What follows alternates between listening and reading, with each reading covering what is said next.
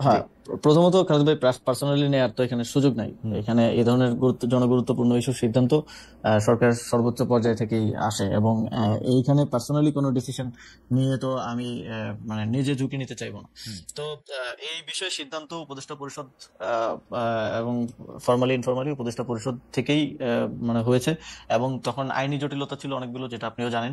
এবং তখন এই যেহেতু আমি এই মন্ত্রণালয়ের দায়িত্ব অন্য যে কেউ থাকলে তাকেও উপদেষ্টা পরিষদের সিদ্ধান্ত বাস্তবায়ন করতে হতো। এবং আপনি যদি ইশরাক ভাইয়েরও লাস্ট একটা প্রেস ব্রিফিং এ উনি নিজেও বলেছেন যে এটা উপদেষ্টা পরিষদের সিদ্ধান্ত, ডক্টর মোহাম্মদ ইউনূসকে ভুল বোঝানো হয়েছে, উপদেষ্টা পরিষদ ভুল বুঝাইছে। তো উনি কিন্তু নিজেও বলেছেন। তো সেই জায়গায় আমার একক স্বেচ্ছাচারী ভাবে এই ডিসিশন নেওয়ার আসলে না, কোনো ইয়াটা সুযোগ নেই। কোথায় আসে, ইয়াটা কোথায় আসে, মানে শাহজাহান যখন মেয়র হন তখন হাসান আরিফ ছিলেন, ইশরাক যখন মেয়র হতে পারেন নাই তখন আসিফ সাহেব ছিলেন। সেই জন্য মনে হয় যে এখানে আসিফ সাহেব কোনো কিছু করেছেন কিনা। না, এটা হাসান আরিফ স্যার হয়তো সেই সময়টার কথা আমার ঠিক মনে নেই, এটা হয়তো তিনি উপদেষ্টা পরিষদে আনেন নাই, কিংবা ওই বিষয়ে এত বেশি আইনি জটিলতাও ছিল না। তো উপদেষ্টা পরিষদে যখন যায় তখন আমার তো মানে স্টেশনের দায়িত্বে থাকা জায়গা থেকে হচ্ছে আমার ওই সিদ্ধান্তটা বাস্তবায়ন করাটা হচ্ছে আমার দায়িত্ব। এবং যেহেতু এখানে আইনি জটিলতা ছিল, একই সাথে এই সিদ্ধান্ত বাস্তবায়নের ক্ষেত্রে আমাদের আসিফ নজরুল স্যারও সহযোগিতা করছেন, অ্যাটর্নি জেনারেলও এইটার ক্ষেত্রে আইনি পরামর্শ দিয়েছেন আমাদেরকে। তো এটা যে এককভাবে আসিফ মাহমুদের, এটা রাজনৈতিক কারণে অনেক সময় বলা হয়ে থাকে, রাজনৈতিক প্রতিপক্ষ আমাকে অনেকে মনে করতে পারেন, তারা সেভাবে অ্যাটাক করতে পারেন, কিন্তু শেষ পর্যন্ত তো ইয়া ভাই, ইশরাক ভাই নিজেও বলেছেন যে এটা উপদেষ্টা পরিষদে আসলে সিদ্ধান্ত। আমারও মনে হয় যে এটা উপদেষ্টা পরিষদেরই সিদ্ধান্ত। কিন্তু এখানে আবার একটা কথা আসে যে উত্তর ঢাকায় আপনি প্রশাসক নিয়োগ দিয়েছেন সম্পূর্ণ আপনার একক সিদ্ধান্তে। জনাব এজাজ সাহেবের আগে পিছে যাই এইটা নিয়ে কি আপনি একটু বলবেন? ইদানিং আবার শুনতেছি যে এজাজ সাহেব আপনার এবং সৈয়দা রেজানা হাসান যিনি আরেকজন উপদেষ্টা, তাদের দুজনের একক পছন্দ। তাদের আপনি একটু ভাই এজাজ ভাইয়ের নিয়োগটাও কিন্তু উপদেষ্টা পরিষদের সিদ্ধান্ত। এটা কোনো মানে এটা তো ফর্মাল এজেন্ডা উত্থাপন হয় নাই, কিন্তু উপদেষ্টা পরিষদের বিবিধে এই বিষয়ে আলোচনা হয়েছে। এবং ওই দিন আমি কোনো একটা কারণে আমি হয়তো সফরে ছিলাম, আমি উপদেষ্টা পরিষদের ওই বৈঠকে ছিলাম না। ইভেন ওই উপদেষ্টা পরিষদের বৈঠকে আমি নিজে ছিলাম না। তো সেই উপদেষ্টা পরিষদের সিদ্ধান্ত হয়েছে, আমাকে সিদ্ধান্ত জানানো হয়েছে, আমি সেটা বাস্তবায়ন করেছি। তো এখন এটা তো পারসেপশন, ওই যে বললাম যে রাজনৈতিক কারণে পারসেপশন তৈরি করা হয় যে একক সিদ্ধান্ত এত বড় জায়গায় আসলে নেওয়ার সুযোগ নেই। যদি একক সিদ্ধান্ত নেওয়ার সুযোগ থাকতো আমি লোকাল গভর্নমেন্ট ইলেকশন দিয়ে দিতাম, আরো অনেক কিছু। আপনার কাছে কি মনে হয় না ডক্টর মোহাম্মদ ইউনূস যদি তার কোনো একটা বক্তব্যে বা কোনো জায়গায় কোনো কিছুতে যদি এটা পরিষ্কার করতেন যেটা উপদেষ্টা পরিষদের সিদ্ধান্ত, তাহলে আপনার উপর এতগুলি জিনিস আসতো না? এবং ডক্টর মোহাম্মদ ইউনূস ইচ্ছা করে বা ডক্টর মোহাম্মদ ইউনূসের অন্যান্য উপদেষ্টা পরিষদ ইচ্ছা করে এটা জনাব আসিফের উপরে আনতেছেন, এরকম আপনার মনে হয়? এখানে হয়তো সরকার থেকে আরো ভালো কমিউনিকেশন করার সুযোগ ছিল। এটা উনি নিজে না বলেও উনার প্রেস সচিবকে দিয়ে এটা বলাতে পারতেন। আমি কিন্তু এটা এখন পর্যন্ত, মানে আপনি ঠিকই বলেছেন, ইশরাক সাহেব বলেছেন যে এটা উপদেষ্টা পরিষদের সিদ্ধান্ত, কিন্তু উপদেষ্টা পরিষদের কারো মুখে বা এর কাছে কিন্তু শুনে আমার মানে প্রফেসর আসিফ নজরুল আমার উপর্যুপরি প্রশ্ন জবাবে তিনি বলেছেন যে তখন হাসান আরিফ এটা খেয়াল করেন নাই, এবারে আসিফ সাহেব সেটা খেয়াল করেছেন। স্পষ্ট, আমি সত্যি মানে সামারি করলে এরকমই দাঁড়ায় কথাটা। তো আমার কাছে মনে হয়েছে যে আমি জনাব হাসান আরিফকে অনেকদিন ধরে চিনি, আমার কাছে মনে হয়েছে যে যেটি জনাব হাসান আরিফের কাছে মনে হইলো যে না আইনি বিষয়ে এটি চলতে পারে, সেটি জনাব আসিফের যখন মনে না হইলো, তার মানে উনি ব্যক্তিগতভাবে ব্যাপারটা নিলেন। এটাকে আপনার মনে হয় না এটা পরিষ্কার করা দরকার ছিল সরকারের? হ্যাঁ, সরকারের পক্ষ থেকে আরো বেটার কমিউনিকেশন হতে পারতো, যেটা হয়নি আনফরচুনেটলি। তবে এখানে আসলে ব্যক্তিগতভাবে আমি যেটা বারবার বলছি যে ব্যক্তিগতভাবে সিদ্ধান্ত নেওয়ার কোনো সুযোগই নেই। এত বড় গুরুত্বপূর্ণ বিষয়, যেই বিষয় নিয়ে যমুনার সামনে মানে যমুনা পর্যন্ত ব্লকেড হয়ে গেল, অবরোধ হয়ে গেল, এরকম বিষয় নিয়ে আমি আসিফ মাহমুদ একা সিদ্ধান্ত নিয়ে নিব, এটা আসলে মানে এটা আমি মনে করি না যে কোনো সচেতন মানুষ এটা বিশ্বাস করবে।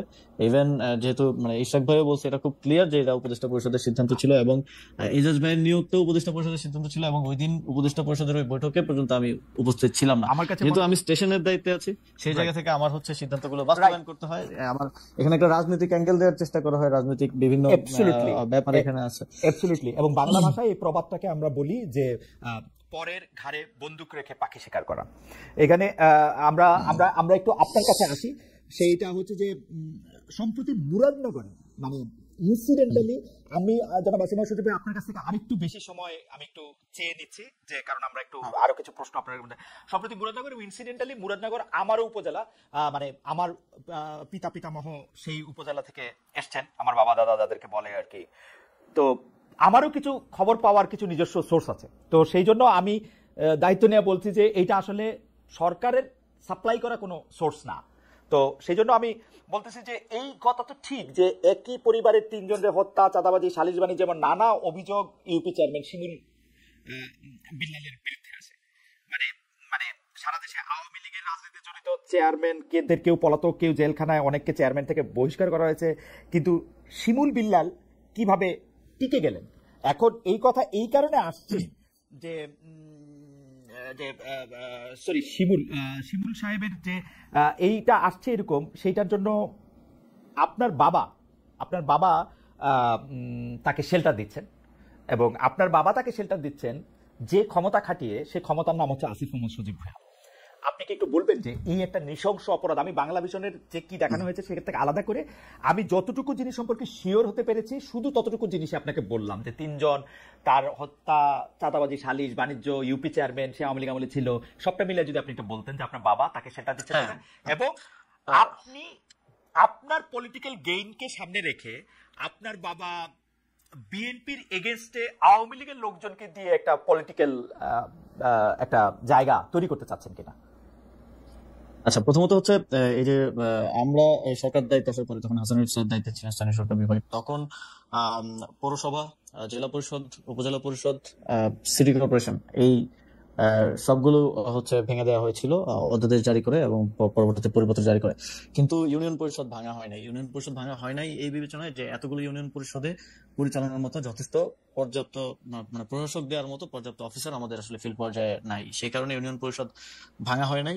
এবং ইউনিয়ন পরিষদের ক্ষেত্রে যারা পলাতক ছিল, যেহেতু ভাঙা হয় নাই, অধ্যাদেশ পরিবর্তন হয় নাই, সেহেতু যে কাউকে যে কোনো সময় বের করে দেওয়ার সুযোগ নাই। যারা পলাতক ছিল তাদের ক্ষেত্রে স্পষ্ট উল্লেখ আছে 60 দিন স্টেশনে উপস্থিত না থাকলে তাকে বরখাস্ত করা যাবে। সেই প্রক্রিয়ায় অনেককে বরখাস্ত করা হয়েছিল। কিন্তু শিমুল বিল্লালের ঘটনা আমি পরবর্তীতে খোঁজ নিয়ে যতটুকু জেনেছি, তিনি স্বতন্ত্র প্রার্থী হিসেবে ইলেকশন করেছেন এবং তিনি 5 আগস্টের পরে পলাতক ছিলেন না একদিনের জন্য, তিনি স্টেশনেই ছিলেন। তো নিয়ম অনুযায়ী আসলে তাকে করা হয় নাই। এবং এই যে একটা রিপোর্টে বলা হয়েছে যে সব ইউনিয়ন পরিষদ চেয়ারম্যানদেরকে অপসারণ করা হয়েছে, এটা সম্পূর্ণ মিথ্যা। এই সংক্রান্ত ইউনিয়ন পরিষদ অধ্যাদেশ তখন করা হয় নাই, তখন অ্যামেন্ডমেন্টও করা হয় নাই এবং পরিপত্র জারি করা হয় নাই। ইউনিয়ন পরিষদগুলো আগের মতোই বহাল ছিল। শুধুমাত্র যারা পলাতক ছিল, স্টেশনে ছিল না, যাদের বিরুদ্ধে অনাস্থা এসেছে, আইন অনুযায়ী তাদেরকে অপসারণ করা হয়েছে। আপনি কি বলতে চাচ্ছেন যে জনাব শিমুল বিল্লাল আওয়ামী লীগের রাজনীতির সাথে জড়িত ছিলেন না? আওয়ামী লীগের রাজনীতির সাথে জড়িত ছিল কিনা আমি জানি না, তবে স্বতন্ত্র প্রার্থী ছিল এতটুকু আমি জানি। আচ্ছা, তিনি স্বতন্ত্র প্রার্থী হিসেবে নির্বাচনে জয়ী হয়েছেন যতদূর আমি জানি। এবং শেল্টারের বিষয়ে যেটা বলা হয় যে ওই যে একটা ছবি দিয়ে হচ্ছে বলা হয় যে শেল্টার দেওয়া হচ্ছে, ওই ছবিটা কিন্তু ওই ঘটনারও আরো অনেকদিন আগের। এবং ছবিটা দেওয়ার সময় খুব ক্লেভারলি ওই যে নিচে যে ডেট লেখা থাকে, অনেক ফোন দিয়ে ছবি তুলে ডেট লেখা থাকে, ওই ডেট এন্ড টাইমটা আসলে কেটে দেওয়া হয়েছে। আমার কাছে ডেট এন্ড টাইম সহ ছবিটা আছে। তো এখানে একটা পারসেপশন তৈরি করা হয়েছে এই জায়গা থেকে। তো ঘটনা আমি স্থানীয় প্রশাসন, পুলিশ সবার সাথে কথা বলে যতটুকু জেনেছি, এই ঘটনাটা যেদিন ঘটে এবং বাদীর স্টেটমেন্টও আমি পেয়েছি যে যিনি ভিকটিম তিনিও বলেছেন যে আগের রাতে 2টায় ওইখানকার যিনি বিএনপির উপজেলা যুগ্ম আহ্বায়ক এবং ওই ইউনিয়ন পরিষদের সাবেক চেয়ারম্যান, তার বাসায় ওই বৈঠকটা হয়, যে বৈঠকে আসলে হত্যার বা হামলা করার সিদ্ধান্ত হয়েছিল। শাহ আলম, তিনি কিছুদিন আগে অ্যারেস্ট হয়েছেন। ওই বৈঠকে এখন যাকে আওয়ামী লীগের চেয়ারম্যান বলা হচ্ছে শিমুল বিল্লাল, তিনিও উপস্থিত ছিলেন। ওই বৈঠকে ওই ওয়ার্ডের মেম্বার উপস্থিত ছিল, ওই এলাকাবাসীর যারা মাথা আছে সবাই উপস্থিত ছিল। রাত 2টা বাজে বৈঠক হয়। এইটা কিন্তু হচ্ছে বাদীর স্টেটমেন্ট, আমার কাছে স্টেটমেন্ট অডিও রেকর্ড আছে। এটা বাদী নিজে বলছেন যে ওই বাসায় বৈঠক করে হত্যার সিদ্ধান্ত হয়। এবং প্রথম 15 দিনের বক্তব্য যদি দেখেন, ভিকটিম ফ্যামিলির কোথাও আমার নাম কিংবা আমার বাবার নাম নাই। এবং যেই ব্যক্তি এই ঘটনায় তার স্ত্রী হারিয়েছে, 2 সন্তান হারিয়েছে, তার স্টেটমেন্ট আছে, ছোটখাটো মিডিয়াতে এসেছে, যে তিনি বলছেন যে তাদেরকে এই ঘটনা ঘটার পরে বিএনপির নেতাকর্মীরা তাদের বাসায় যান, তাদেরকে নানাভাবে চাপ প্রয়োগ করেন, কুপরামর্শ দেন, উপদেষ্টার বাবা এবং উপদেষ্টার নাম মামলায় অন্তর্ভুক্ত করতে বলেন, কিন্তু তারা সেটাতে আপত্তি দেন এবং সেটা তারা করেননি। কিন্তু পরিবারের আরেকাংশকে এবং তার মেয়ের ব্যাপারে যখন আমরা বিভিন্নভাবে তার সাথে কথা বলার চেষ্টা করি, তিনি বলেন যে তার মেয়েকে তিনি আর সেই সময়ের পর থেকে পাচ্ছে না, তার মেয়ে অন্য জায়গায় আছে। এবং এই যে বিভিন্ন ধরনের স্টেটমেন্ট, বক্তব্য, যেটা প্রথম 15 দিনে আসে নাই। আপনি তো যে কোনো ক্রাইমের ইয়ার ক্ষেত্রে যদি আপনি ভিকটিমের বক্তব্য নেন, তাহলে তো আপনার ফার্স্ট বক্তব্যটা বিশ্বাসযোগ্য হওয়া উচিত, যেটা পরবর্তীতে তাদেরকে। এবং এটা কি এরকম হতে পারে জানাব ভুঁইয়া, এটা কি এরকম হতে পারে যে প্রথম দিকে আপনার ভয়ে তারা সত্যি কথা বলতে পারেন নাই? আমার ভয় তো প্রথম দিকে যদি আমার ভয়ে না বলতে পারে, পরে কিভাবে তাহলে বলতেছে? অনেক কষ্টে সাহস এটা। এবং না, এখানে যদি যার স্ত্রী মারা গেছে, যার 2 সন্তান মারা গেছে এবং উনি সেখানে থাকলে উনিও হয়তো মারা যেতে পারতেন। তিনি বলছেন যে তাদেরকে চাপ প্রয়োগ করা হয়েছে। ভিডিওটা আছে, আমি প্লে করে আপনাকে শোনাতে পারি। যে তাদেরকে চাপ প্রয়োগ করা হয়েছে, তাদেরকে পরামর্শ দেওয়া হয়েছে যেন তারা আমাদের নাম অন্তর্ভুক্ত করেন, কিন্তু তারা সেটা প্রাথমিকভাবে রিফিউজ করেছে। ওকে, তার নিজের স্টেটমেন্ট আছে। ওকে, আমার মনে হয় যে আমরা আরেকটু অন্য জায়গায় যাই। যে সম্প্রতি আপনার বাবা বিল্লাল হোসেনের বিষয়ে আরেকটা অভিযোগ এসেছিল, যেটা আপনি আসলে স্বীকার করেছেন, যে একটা ঠিকাদারি লাইসেন্স হওয়ার পর আপনি এটা বিব্রত হয়েছিলেন। আপনি বলেছিলেন যে সেটি আসলে একটি ভুল এবং এটি প্রত্যাহার করা হয়েছিল এবং তার এটিকে নিষেধ করা হয়েছে। কিন্তু আমরা দেখেছি যে একটা স্কুলের সহকারী প্রধান শিক্ষকের এক উপর অত্যাচার, যেটি আসলে মানে তাকে বিবস্ত্র করে অমানবিক নির্যাতন চালানোর কথা, তিনি এই অভিযোগ করেছিলেন যে বিল্লাল হোসেনকে 2014 সালে বহিষ্কার করা হলে, তখন আমি ভারপ্রাপ্ত প্রধান শিক্ষক হয়েছিলাম, সেটাই বিল্লাল হোসেন অর্থাৎ আপনার পিতা, সেটাই তার আসলে এই মানে প্রতিশোধ নেয়ার কারণ। এইটা সম্পর্কে আপনি একটু কিছু বলবেন যে এটা বিষয়টা কি? ভাই, প্রথমত ওই রিপোর্টে তো খুব সুন্দর করে দেখানো হয়েছে, কান্নাকাটি সহ ইমোশন দিয়ে করা হয়েছে। তো আমার কাছে এখানে পেপারেই আছে যে এই যে বহিষ্কারের কথা যেটা বলা হচ্ছে, এটা হচ্ছে বাবার স্বাক্ষর নকল করে, এবং হাইকোর্টের ভার্ডিক্ট আছে যে স্বাক্ষরটা নকল কিছু, এটা টেকনিক্যাল অ্যাসেসমেন্ট করে ভার্ডিক্ট দেওয়া হয়েছে। স্বাক্ষর নকল করে একটা পদত্যাগ পত্র, মানে অব্যাহতি পত্র, যে উন্নত চাকরি হয়েছে বিধায় হচ্ছে যে প্রধান শিক্ষকের পদে অব্যাহতি এবং ছাড়পত্র প্রসঙ্গে এই যে আমার কাছে এটা আছে, যে স্বাক্ষর নকল করে ওনাকে আসলে বহিষ্কার করা হয়েছে, যদিও সেখানে বলা হয়েছে যে অর্থ আত্মসাতের কারণে বহিষ্কার করা হয়েছে। আমার কাছে হাইকোর্টের এখানে ভার্ডিক্টও আছে এবং শিক্ষা বোর্ডের ভার্ডিক্ট আছে। এটা ওই সময় তো আর আমি উপদেষ্টা ছিলাম না, যে ওই সময়ের ভার্ডিক্ট আছে, যেটা স্বাক্ষর নকল করে তাকে তার পদ থেকে সরানো হয়েছে। এবং এটা তখনকার সহকারী প্রধান শিক্ষক হওয়ার জন্য এবং তখনকার ম্যানেজিং কমিটির সভাপতি তার কিছু কথা না শোনার জন্য এই ষড়যন্ত্রটা তখন করা হয়েছে। এবং আমার কাছে এই তখন, এবং এই যে শিক্ষারানী যার কথা বলেছে, তিনিও 4 বার বহিষ্কৃত হয়েছেন, 4 বার, একবার না 4 বার, এবং 4 বারের মধ্যে 3 বারই ওই সময়কার যিনি ম্যানেজিং কমিটির ডিরেক্টর মানে সভাপতি মোহাম্মদ আলীর দ্বারা 3 বার তিনি হয়েছেন। পরবর্তীতে তাদের মধ্যে বোঝাপড়া হয়েছে এবং তারা বাবার বিরুদ্ধে এটা করেছে, যদিও হাইকোর্টের রায় একবার না, যখন শিক্ষা বোর্ড আব্বুকে পুনর্বহাল করলো সেটা মানলো না। আপনার কাছে কি মনে হয় যে এই যে একটা ষড়যন্ত্র বা আপনি যেটাকে বলছিলেন যে এইভাবে সাজানো গোছানো জিনিস, এটার কারণ কি? জনাব বিল্লাল সাহেব কি রাজনীতিতে ওখানে সক্রিয়, নাকি তিনি রাজনীতি করবেন, নাকি আপনি উপদেষ্টা হওয়ার পরে আপনার এই জায়গার শত্রু বেড়েছে বলে আপনার মনে হয়? এটা আমি মুরাদনগরের বিষয়ে যদি বলি, মুরাদনগরের ইয়াটা ছিল নির্বাচন করা কিংবা রাজনীতি করার জায়গা থেকে না। কারণ মানে আমি যদি রাজনীতি করিও, আমার মানে রাজনীতির সেন্টারটা মুরাদনগর হওয়াটা আমার জন্যই আরো নেগেটিভ। কারণ যোগাযোগ থেকে শুরু করে সময়, কারণ আমি পলিটিক্স করলে আমি ন্যাশনাল জায়গা থেকে, ন্যাশনাল অ্যাপ্রোচ থেকে করবো, আমি তার স্থানীয় পর্যায়ের নেতা হিসেবে রাজনীতিটা করবো না। তো সেই জায়গা থেকে আমার জন্য তো ঢাকা সুইটেবল পজিশন। তো আমি মুরাদনগরে মূলত আমার ইয়া ছিল যে, আপনি জানেন যে বিগত আওয়ামী লীগের সময়ে কুমিল্লার যে অঞ্চলগুলো বিশেষ করে বিরোধী পক্ষের বিএনপি বা জামাত অধ্যুষিত সেই অঞ্চলগুলোতে উন্নয়ন কার্যক্রম হয় নাই বললেই চলে। এবং আমার এখানে আমি এসে দেখলাম যে অনেকগুলো কাজ স্যাংশন হয়ে আছে, বরাদ্দ আছে, কিন্তু সেগুলোর কাজগুলো আসলে শুরু করা হয় নাই ওই আঞ্চলিক বৈষম্যের কারণে। আমি সেই কাজগুলা আসলে করতে চাইছি এলাকায়, এবং ওই সংক্রান্ত যেই কার্যক্রম সেটার সাথে ঠিকাদারি নিয়ে মানে ঠিকাদারি সংক্রান্ত টাকা পয়সা, ঠিকাদারি সংক্রান্ত কিছু না। এখানে আসলে যেই লাইসেন্সটা বাবা করেছিলেন সেটা ছিল জেলা পর্যায়ের একটা লাইসেন্স। এটা মানে অত বড় লাইসেন্সও না, যেটা আসলে এক্সিএন কর্তৃক মানে জেলা ইঞ্জিনিয়ার যিনি থাকে স্থানীয় সরকার, তিনি এটা দিয়েছেন। এবং সেটা আমি অবগত ছিলাম না। রিপোর্ট করার আগে আমাকে সাইর ভাই নক দিয়েছিলেন যে এরকম একটা বিষয় আমি পাইছি, এটা তুমি জানো কিনা। পরে আমি খোঁজ নিয়ে জানলাম যে এটা সত্য, এবং আমি ওনাকে বলার পরে উনি রিপোর্ট করলাম। পরের দিন যথারীতি আমি সেটা, যেহেতু আমি এখানে দায়িত্বে থাকা অবস্থায় এটা স্বার্থের সংঘাত হয়, সেই জায়গা থেকে এটা করা। কিন্তু এটা যদি আমার বাবা না হয় অন্য যে কেউ করার, তো এটা তার মানে স্বাধীনতা আছে, যে কোনো ব্যক্তি হিসেবে তো ব্যবসা করার স্বাধীনতা আছে। কিন্তু আমি এখানে দায়িত্বে থাকা অবস্থায় এটা অবশ্যই স্বার্থের সংঘাত। যদিও আমাদের দেশে কোনো এমপি মন্ত্রী স্বার্থের সংঘাতকে কোনো অপরাধ বা হিসেবে বিবেচনা করে কিনা আমি জানি না। কারণ আপনি যদি এখনো দেখেন যে সাবেক কোনো এমপি মন্ত্রী ছিল, আপনাদের প্রধান উপদেষ্টা করেন না, তিনি গ্রামীণের নামে অনেকগুলি জিনিস নিয়েছেন যেটা উনি পরে নিলেও পারতেন, নিজে বাদ দিয়েছেন অনেকগুলা। নিশ্চয়ই আপনার সেটা ভিন্ন প্রসঙ্গ। তবে আমি সেটাকে কোনোভাবেই করে নেই, প্রশ্রয় দিই, এবং সেটা আমরা কিন্তু বাতিল করেছি সাথে সাথে। এবং আমি বাবাকে বুঝিয়েছি, এবং তার ওই ঘটনার পর থেকেই মোস্টলি গত 5 মাস বাবা বাসায় আছেন। উনি স্কুল থেকে ছুটি নিয়েছেন 6 মাসের, যে স্কুলে উনি প্রধান শিক্ষক, সেখান থেকে ছুটি নিয়ে বাসায় আছেন। আমি বুঝিয়েছি উনি বাসায় থাকছেন, যেহেতু বাইরে গেলে নানা ধরনের বিতর্কে জড়ানোর একটা চেষ্টা আছে। এবং খালেদ ভাই, আমার কাছে যে রিপোর্টটা হয়েছিল সেই রিপোর্টের সব পেপার একদম এভিডেন্স সহ আমি একদম নিয়ে বসছি। সময় হবে না ইয়া করে। না অবশ্যই সময় হবে, আমি এটা নিয়ে কথাও বলতে চাই, কিন্তু দুটো বিষয় আপনার একটু প্রশ্ন আছে। আমি প্রথম কথা হচ্ছে যে আপনি এটা একদম পরিষ্কার করেছেন যে মুরাদনগর বা স্থানীয় রাজনীতির ক্ষেত্রে আপনি নিজেকে রাখতে চান না, স্থানীয় এলাকায় এমপি হওয়াটা সেটা আপনার জন্য নানা কারণে এটা এখন কঠিন। তো এইটি তো মোটামুটি পরিষ্কার, আপনি রাজনীতিতে এলেও আসলে মুরাদনগর থেকে আসলে নির্বাচন করার ব্যাপারে আপনার কোনো ইচ্ছা নাই। সেটি আসলে মূলত ওই এলাকায় যে কাজ বা উন্নয়ন কর্মকাণ্ডের মধ্যে থেকে আসলে ভাগবাটোয়ারা নিয়ে এটা হচ্ছে, এটা একটা পরিষ্কার বিষয়। দ্বিতীয় জিনিসটা, আপনি যেভাবে বলতেছেন এবং যে এভিডেন্সগুলো এখন আপনার হাতে আছে, সেই ক্ষেত্রে আপনি এটা আদালতে ট্রাই করবেন কিনা, যেসব অভিযোগগুলি করা হয়েছে আপনার বিরুদ্ধে বা যারা আপনার বিরুদ্ধে অভিযোগ করেছেন, যারা আপনার বাবার বিরুদ্ধে অভিযোগ করেছেন, ব্যাপারটা আপনি আদালতে তুলবেন কিনা?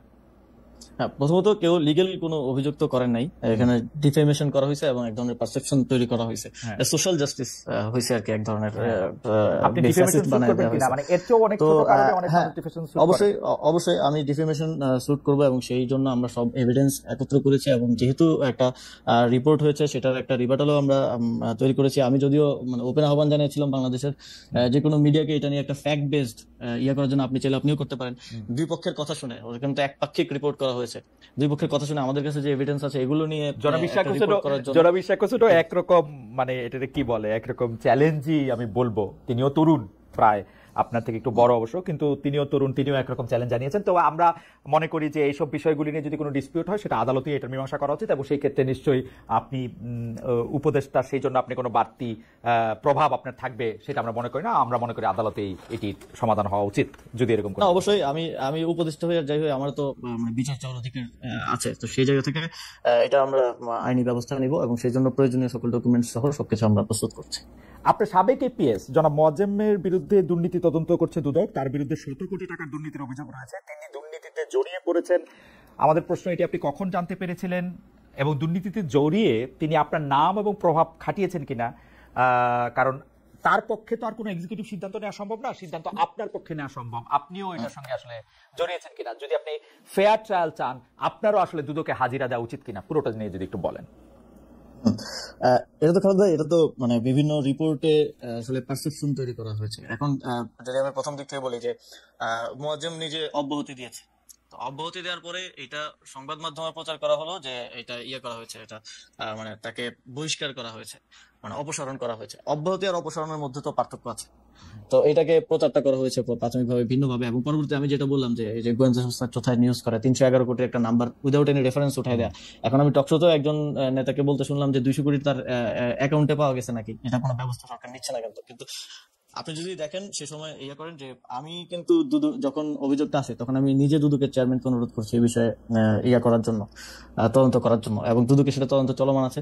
সর্বশেষ আমার খোঁজ নেওয়ার যখন সুযোগ হয়েছে তখন আমি যতদূর জেনেছি যে কোনো প্রকার দুদক সাধারণত কি দেখে থাকে, কোনো নতুন সম্পত্তি ক্রয়, ব্যাংক অ্যাকাউন্ট, মানি লন্ডারিং, এই বিষয়গুলো আছে কিনা, এই ধরনের কোনো প্রকার প্রমাণ তারা পান নাই। একটা জিনিস পেয়েছেন, সেটা হচ্ছে মোয়াজ্জেমের ভাইয়ের বড় ভাইয়ের ব্যাংক অ্যাকাউন্টে ১৪ লাখ টাকা একবার ঢুকছে, আবার বের করা হয়েছে, এবং সেটার ব্যাপারে আমি পরে জানতে চাই, আমি যতটুকু জানতে পেরেছি যে সেটা ওর মায়ের চিকিৎসার জন্য কোন একটা ভিসা ইস্যুর জন্য হচ্ছে অ্যাকাউন্টের টাকা দেখাতে হয়, এই জন্য কারো থেকে ধার নিয়ে সেটা ঢুকানো হয়েছিল এবং পরবর্তীতে বের করে আবার পরিশোধ করা হয়েছে। তো এটা আমারও দায় বর্তায়, যেটা খোঁজ নেওয়া যে আমার ক্ষমতার অপব্যবহার করে কেউ দুর্নীতি করছে কিনা। সেই জায়গা থেকে কিন্তু দুদককে আপনি মোহন ভাইকে জিজ্ঞেস করতে পারেন, আমি নিজে ওনাকে ফোন করে বলেছি যে আপনি ইয়া করেন, এবং আমি গোয়েন্দা সংস্থা NSA DGFI দুইটাকেই বলছি যে আপনারা এটা নিয়ে